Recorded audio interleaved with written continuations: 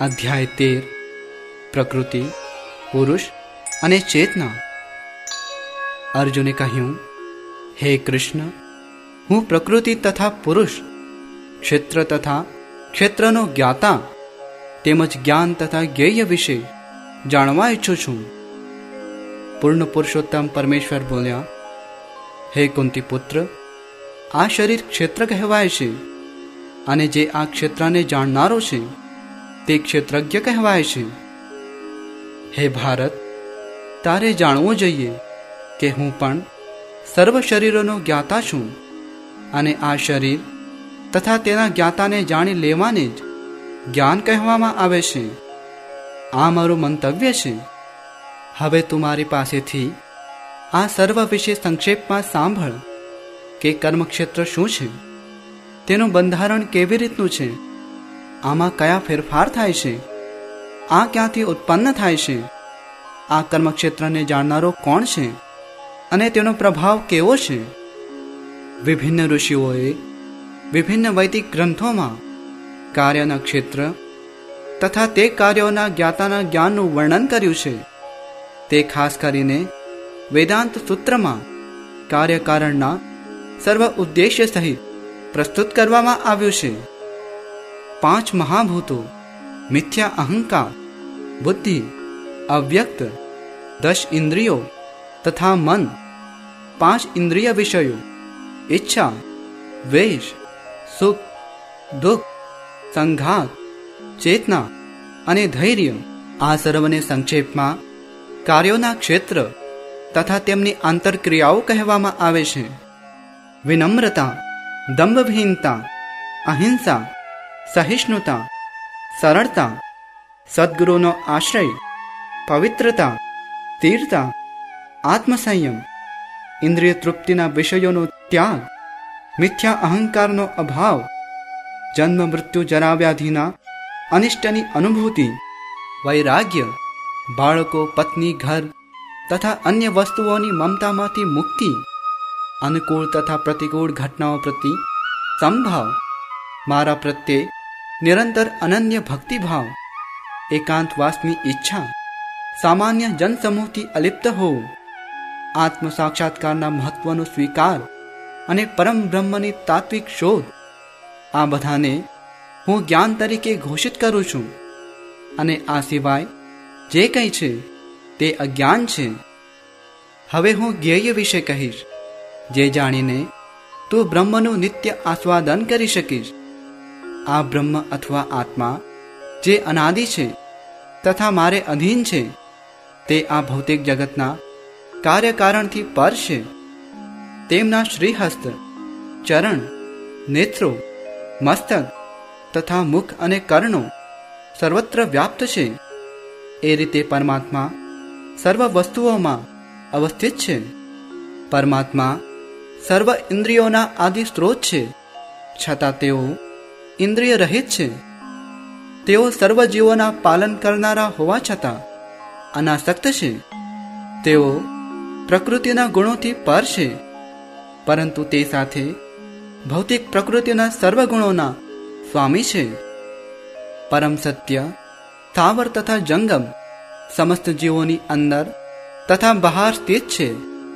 તેઓ સૂક્ષ્મ હોવાને કારણે ભૌતિક ઇન્દ્રિયો દ્વારા જોઈ કે જાણી શકાતા નથી. અતિ દૂર હોવા છતાં તેઓ સૌની નજીક પણ છે. પરમાત્મા સર્વ જીવોમાં વિભાજિત હોય એમ જણાય છે, પરંતુ તેઓ કદાપી વિભાજિત નથી. તેઓ એક તરીકે જ સ્થિત છે. તેઓ દરેક જીવના પાલન કરતા છે, છતાં તેઓ સર્વના સંહારક છે અને સર્વને જન્મ આપનારા છે. તેઓ સર્વ પ્રકાશમાન વસ્તુઓમાંના પ્રકાશના સ્ત્રોત છે. તેઓ ભૌતિક અંધકારથી પર છે અને અગોચર છે.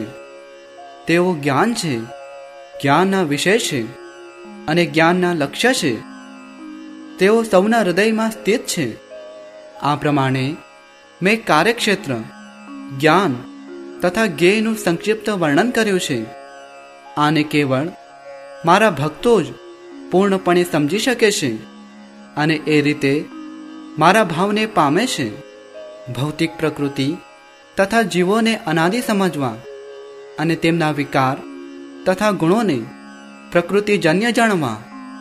પ્રકૃતિ સર્વ ભૌતિક કારણો તથા કાર્યોની હેતુ કહેવાય છે અને જીવ આ જગતમાંના વિવિધ સુખો તથા દુઃખો ભોગવવાનું કારણ કહેવાય છે. આ પ્રમાણે જીવ પ્રકૃતિના 3 ગુણોને ભોગવતો પ્રકૃતિમય જીવન જીવે છે. આ તેના ભૌતિક પ્રકૃતિ સાથેના સંગને કારણે થાય છે. એ રીતે તે વિભિન્ન યોનિઓમાં ઇષ્ટ અને અનિષ્ટ પ્રાપ્ત કર્યા કરે છે. છતાં આ દેહમાં એક અન્ય દિવ્ય ભોગતા છે કે જે ઈશ્વર છે, સર્વોપરી સ્વામી છે અને સાક્ષી તથા અનુમતિ આપનાર તરીકે હાજર રહે છે અને તેમને પરમાત્મા કહેવામાં આવે છે. જે મનુષ્ય પ્રકૃતિ, જીવ તથા પ્રકૃતિના ગુણોની આંતરક્રિયા સંબંધિત આ તત્વજ્ઞાનને સમજી લે છે તે નિશ્ચિત મુક્તિ પામે છે. તેની વર્તમાન સ્થિતિ ભલે ગમે તેવી હોય તોય અહીં તેનો પુનર્જન્મ થશે નહીં. કેટલાક મનુષ્યો પરમાત્માને ધ્યાન દ્વારા પોતાની અંદર જુએ છે, અન્ય કેટલાક જ્ઞાનોપાર્જન દ્વારા અને વળી બીજા નિષ્કામ કર્મ દ્વારા જુએ છે. વળી એવા લોકો છે કે જેઓ આધ્યાત્મિક જ્ઞાનના જાણકાર હોતા નથી પણ અન્ય લોકો પાસેથી પરમ પુરુષ વિશે શ્રવણ કરી તેમની ઉપાસના કરવા લાગે છે. આ લોકો પણ અધિકારી પુરુષો પાસેથી શ્રવણ કરવાની વૃત્તિ ધરાવતા હોવાને કારણે જન્મ તથા મૃત્યુના માર્ગને પાર કરે છે. હે ભરતવંશીઓમાં શ્રેષ્ઠ, એમ જાણી લે કે ચલ તથા અચલ જે કંઈ તને અસ્તિત્વમાં દેખાઈ રહ્યું છે તે બધું કાર્યક્ષેત્ર તથા તેના ક્ષેત્રજ્ઞનો સંયોગ માત્ર છે. જે મનુષ્ય પરમાત્માને સર્વ શરીરોમાં આત્માની સાથે જ રહેલા જાણે છે અને જે એમ સમજે છે કે આ નશ્વર શરીરમાં રહેલ ન તો આત્મા કે ન તો પરમાત્મા ક્યારેય નષ્ટ થાય છે, તે જ વાસ્તવમાં સત્યને જુએ છે. જે મનુષ્ય પરમાત્માને સર્વત્ર તથા જીવ માત્રમાં સમાન રૂપે હાજર રહેલા જુએ છે તે પોતાના મનથી પોતાને અધઃપતિત કરતો નથી. એ રીતે તે દિવ્ય ગતિ પ્રાપ્ત કરે છે. જે મનુષ્ય એમ જોઈ શકે છે કે સર્વ પ્રવૃત્તિઓ દેહ દ્વારા કરવામાં આવે છે અને દેહનું સર્જન ભૌતિક પ્રકૃતિ દ્વારા થયું છે, તેમજ એમ પણ જુએ છે કે આત્મા કશું કરતો નથી, તે જ ખરેખર સત્ય જુએ છે. જ્યારે વિવેકી મનુષ્ય વિભિન્ન ભૌતિક શરીરોના લીધે વિભિન્ન સ્વરૂપોને જોવાનું બંધ કરી દે છે અને જીવો કેવી રીતે સર્વત્ર વિસ્તરેલ છે એ જુએ છે, ત્યારે તે બ્રહ્મ જ્ઞાન પામે છે. શાશ્વત દ્રષ્ટિવાળા મનુષ્યો જોઈ શકે છે કે અવિનાશી આત્મા દિવ્ય, શાશ્વત તથા પ્રકૃતિના ગુણોથી પર છે. હે અર્જુન, ભૌતિક શરીર સાથે સંપર્ક હોવા છતાં આત્મા કશું કરતો નથી કે તેનાથી લિપ્ત થતો નથી.